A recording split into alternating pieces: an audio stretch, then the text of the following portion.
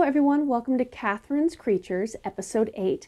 This is a series where we get to talk about mythological beast beings and the like from a mythos from all around the world. And I always like to preface by saying that I'm not a linguist. If at any point in any of the series that I butcher pronunciation, it is not my intent, so please bear with me. But the creature of the day we're going to talk a little bit about is the Chupacabra, and this is a relatively new entity in mythos. The first time, in the 1970s, there were some livestock deaths, livestock killings in Puerto Rico that were very mysterious. And at some point, someone described a strange creature in and around the area that no one could identify, and it kind of was left at that for a time. Now, it was not until 1995 that the mysterious creature was given the name Chupacabra. But the Chupacabra, as we know it in modern mythos, is this entity that kind of partakes in what they say is vampirism, which means they drink blood of animals, specifically livestock, and in this case, predominantly goats.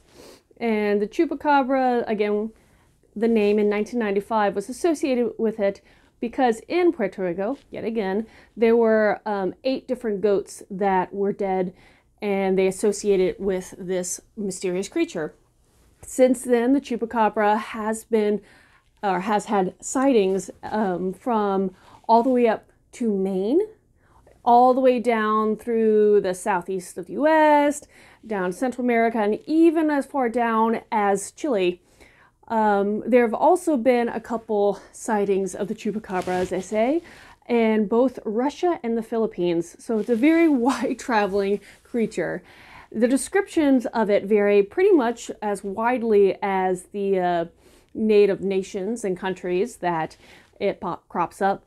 In the southwest United States, it's described dog-like in appearance. Other places like Puerto Rico and in Latin America, the descriptions kind of change to more of a reptilian look, sometimes almost alien in nature. But they're even on other places where it's been talked about as a large bear-like creature, very heavy set, with spines running down the vertebra. So you can see that this American originated entity from folklore is very intriguing to a lot of writers because there is no one set descriptor, and because it's very mysterious, a lot of people can play with it in modern fantasy and write about it and be able to take the Chupacabra and mold it pretty much into its new form, so to speak. Now, the suspicion of the origin of this creature, because again, not until 1995 was it given its name.